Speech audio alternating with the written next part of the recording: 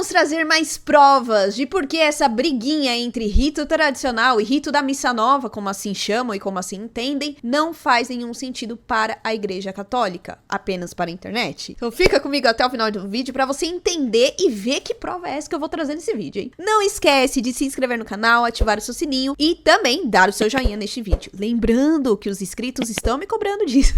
Existe um botão aqui do hypar, não vai aparecer sempre, mas quando aparecer, por favor, dê clique, tá bom? Pra ajudar esse canal a crescer ainda mais, que com a graça de Deus, de tempos em tempos, a gente vai crescendo aí com muita calma, muita paciência, tá? Lembrando que todos os comentários podem e devem ser feitos, desde que seguindo essas regrinhas aqui. E uma dica que eu sempre tenho dado nos últimos tempos é assista o vídeo até o final para que você não cometa alguns equívocos e traga coisas, ou que a gente já falou, coisas que são contrárias do que nós falamos, tá bom? Pra não confundir ninguém, porque os comentários também são importantes, hein? Bora para o vídeo, bora para o vídeo. Vamos lá. Vamos lá. Essa é uma diferença, na verdade, essas duas igrejas elas estão em comunhão entre si, né? Nós também estamos ligados ao Papa, a quem nós chamamos o Papa de Roma, atualmente o Papa Francisco. Mas o que acontece? Quando o Senhor Jesus, fundador da igreja cristã, quando ele mandou que seus apóstolos saíssem pelo mundo pregando o evangelho, esses apóstolos eles foram encontrando as mais diversas culturas nos locais onde foram pregar o evangelho. De acordo com as culturas de cada localidade, de cada país, a forma de espiritualidade, de celebrar a missa, que nós chamamos de divina liturgia, mas é a missa, ela foi se modificando de acordo com as culturas e peculiaridades de cada local, Luzia. Então, a Igreja Romana é o modo como o povo romano recebeu o Evangelho e começou a viver a sua espiritualidade, a sua união com Deus e a celebrar a Deus. Então, um modo tipicamente romano, ali da cidade de Roma, capital então do Império Romano. E já no Oriente havia várias outras culturas. Cada uma dessas culturas foi dando origem a formas rituais de cultuar a Deus diferentes. Então, na verdade, na Igreja Católica nós temos 6 grandes famílias de ritos ou liturgias diferentes. A romana, que é a mais conhecida, por quê? Porque ela representa 98,5% dos fiéis católicos no mundo. Então são 1 bilhão e 300 milhões de fiéis católicos no mundo. Desse 1 bilhão e 300 milhões, 98,5% são da Igreja Romana. Os outros 1,5%, cerca de 20 milhões, se dividem em 23 igrejas orientais com... Tipo assim, só 20 milhões, né? Que é bastante gente. 5 ritos diferentes. Então, o rito bizantino, da cidade de Bizâncio ou Constantinopla, hoje Istambul, o rito armênio, da Armênia, o rito copta, ali da região do Egito e sua variante na Etiópia e na Eritreia, o rito siríaco-ocidental, de áreas da Síria e Líbano, e o rito siríaco-oriental ou caldeu, de áreas ali hoje onde fica o Iraque e também na Índia, porque o evangelho também chegou à Índia. Então são 6 formas diferentes de cultuar a Deus da Igreja Católica, vinculadas à Igreja de Roma. Porque a Igreja de Roma preside na caridade, no amor, as outras. E aí o presidente destas igrejas é o bispo de Roma, atualmente o Papa Francisco. Então nós estamos ligados à Igreja Romana, porém não celebramos como a tradição latina. Por exemplo, a nossa língua litúrgica tradicional na Igreja Romana é o latim, né? Embora hoje se celebre nas línguas locais de cada país. Aqui, quais são as nossas línguas litúrgicas? Nós viemos da região da Síria e do Líbano, então nós usamos o árabe, que é a língua nacional desses países, e o grego, porque nós tivemos uma ligação histórica com Constantinopla, Bizâncio, hoje Istambul, onde se falava até o século XV o grego. Então, hoje como funciona aqui? Nas missas dominicais, nós celebramos a maior parte em português, para que as pessoas entendam, mesmo os descendentes de árabes, às vezes já não entendem, então o árabe, para a maior parte, é em português, mas os cantos nós mantemos na forma tradicional, em árabe ou grego. Então, os cantos em árabe e grego e a maior parte da missa em português. Então, deixa eu ver se eu entendi. Diga. Para se tornar um padre aqui, você tem que saber árabe e grego? Isso, pelo menos para a celebração, tem que saber cantar em árabe ou grego. É uma longa preparação ao longo dos anos, né? Eu comecei lá atrás, ali do lado do padre, no coro, né, cantando, aprendendo. Quantos anos? Fiquei como membro do coro, como leitor cantor, durante 8 anos, talvez, 8 para 9 anos, aprendendo com um senhor egípcio, que era do Cairo, imigrante no Brasil, e ele era o protopsaltis. Isso em grego significa o primeiro cantor. ele nos ensinava a todos, ensinou brasileiros que hoje cantam conosco, e ele me ensinou as melodias em grego, em árabe, junto com o então padre Jorge Cury, que hoje é o bispo para todo o Brasil. O Papa Francisco o elegeu em 2019, hoje ele é o bispo em todo o Brasil. Quando ele teve que sair do Rio para ir para a catedral em São Paulo, de São Paulo ele governa toda essa igreja no Brasil, então fiquei eu, quase 2 anos depois, fui eu ordenado para sucedê-lo no cuidado aqui dos fiéis do Rio de Janeiro. Só para entender, vocês, como a Igreja Católica, têm um cardeal? Isso, nós temos o patriarca. Patriarca. O patriarca é o chefe máximo da nossa igreja e que responde diretamente somente ao Papa. Então nós temos o chefe máximo que fica hoje em Damasco, na Síria. Então ele fica em Damasco, na Síria. Por quê? Porque foi ali que nasceu a nossa igreja. Na verdade, a Bíblia diz nos Atos dos Apóstolos que onde pela primeira vez os cristãos receberam o nome de cristãos foi em Antioquia, naquela região onde hoje fica Síria, Turquia. Então ali eles foram chamados cristãos. Então a nossa igreja é da primeira hora do cristianismo, logo ali da primeira evangelização do cristianismo, a igreja greco-melquita.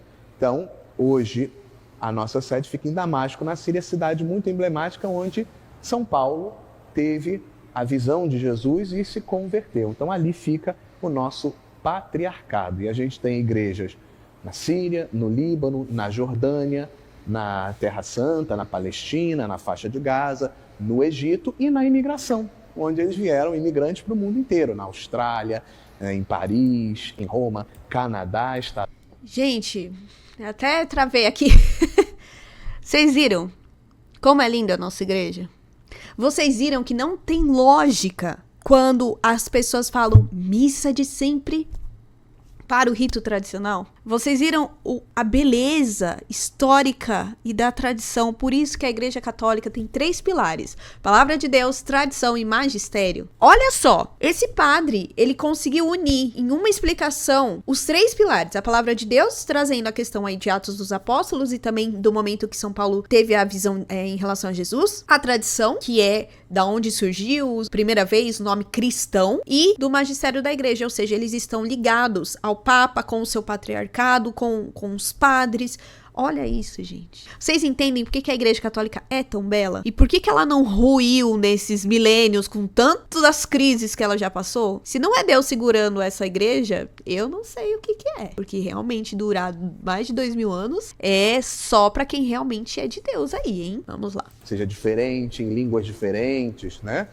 Temos a Eucaristia, assim como os católicos romanos, e por estarmos em plena comunhão, nós podemos nos visitar e celebrar junto. Por exemplo, você falava do cardeal do Rio de Janeiro, nosso querido, amado Dom Orani. Então, quando eu estou com o Dom Orani visitando-o no palácio e ele vai celebrar a missa, eu concelebro com ele. A mesma coisa se eu for à Catedral do Rio de Janeiro e em qualquer igreja do mundo que seja católica. Obviamente, eu tenho que apresentar minhas credenciais. Se o padre não me conhece, ele vai querer saber quem eu sou. Mas ele vendo que é uma credencial da Igreja Católica, mesmo sendo de um rito diferente, podemos concelebrar e atender os fiéis de todos os ritos da Igreja Católica. A Igreja é una com suas peculiaridades. Seria como se fossem divisões administrativas internas da Igreja, com a sua espiritualidade, com o seu rito diferente, porém somos todos católicos. Por isso o nome da igreja antes vem Igreja Católica Greco-Melquita, mas é uma igreja católica em união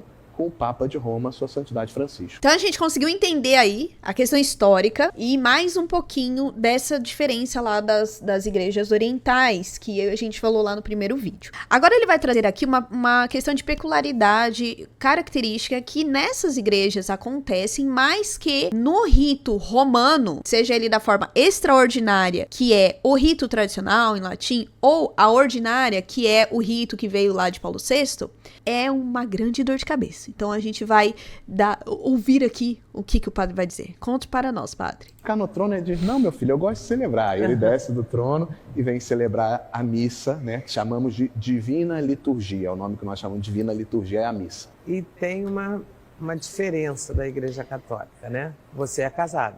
Isso é uma diferença milenar entre o catolicismo romano ou ocidental e o catolicismo oriental.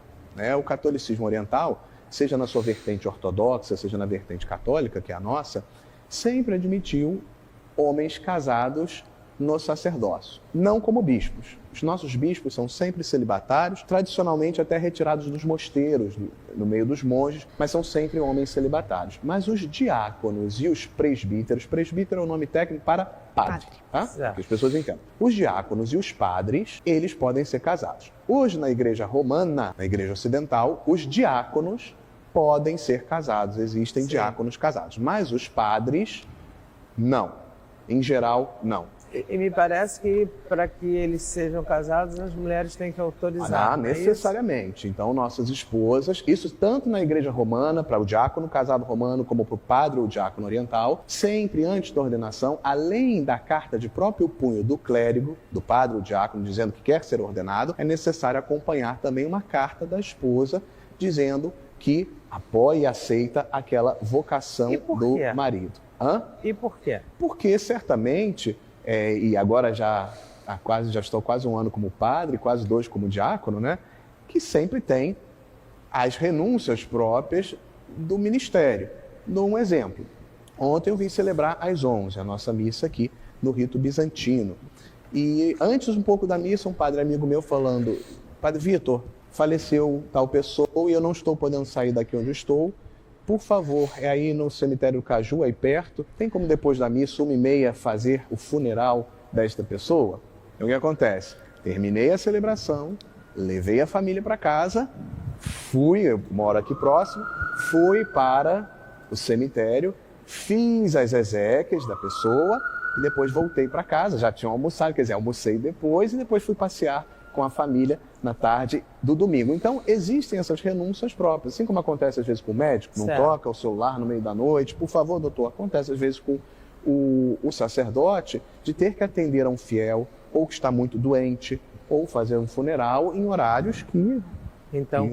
Por isso a esposa entende e diz que está de acordo com aquela vocação e está disposta a apoiar e ajudar o marido nessa vocação. É imprescindível esse auxílio e agradeço a minha esposa Mariana por auxílio que dá na criação dos nossos filhos, na condução da nossa casa, tudo. Ela que também é advogada, tem suas atividades, mas nos dá muito auxílio no ministério e sou grato a ela por esse auxílio que ela me dá, né? Gente, queria ficar aqui assistindo com vocês, mas o tempo passa e aí senão o vídeo fica muito longo. Então o que eu vou fazer? Como eu falei no começo do vídeo, eu vou deixar essa entrevista e a outra entrevista no comentário fixado para que vocês possam assistir com mais calma, sem eu ficar interrompendo e sem trazer os comentários, para que vocês possam assistir. Mas eu quis trazer essa questão porque ele traz um contexto histórico muito importante e essas diferenças entre uma e outra. E para vocês verem que enquanto para uns é muito tranquilo, algumas peculiaridades que não são dogmas, são disciplinas, ou seja, aquilo que é dogma não se muda, é imutável,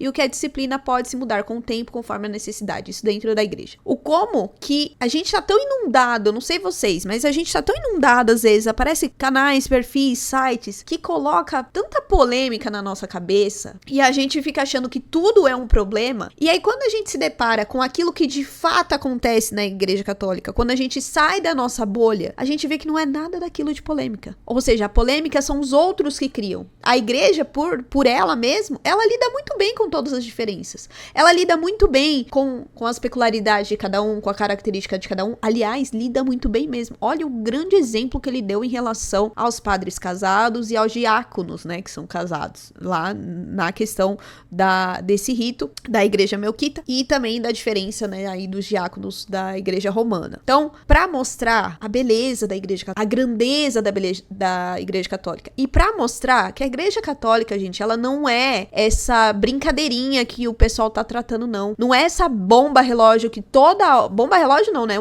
Cada hora é uma bomba que explode como se fosse, assim, um grande absurdo. E aí a gente desfoca daquilo que é belo, daquilo que é real, daquilo que dá certo, daquilo que não é fantasioso. Entende que quando eu falo pra vocês que é bom, às vezes, a gente dar uma maneirada em alguns conteúdos, em alguns canais, e a gente procurar canais e conteúdos totalmente diferentes pra gente ver outra realidade, sair da nossa bolha. Isso que eu fiz aqui com essa entrevista e a outra foi sair da nossa bolha. Sair dessa bolha, dessa briga de rito tradicional, rito da missa nova. É conhecer o outro lado da Igreja Católica. É conhecer as outras vertentes da Igreja Católica. Cristo é para todos. E a sua igreja, ela demonstra isso. E quando eu falo todos, são todas as características, não os pecados, sabe? Porque tem gente que confunde, mas não é isso. Então a gente consegue viver em harmonia, desde que isso seja uma vontade, uma disposição de coração e uma disposição de mente também. Porque hoje em dia nem a mente das pessoas estão dispostas a ouvir, a estudar e a ir mais a fundo em muitas questões. Eu espero de verdade que esse vídeo tenha deixado seu coração mais quentinho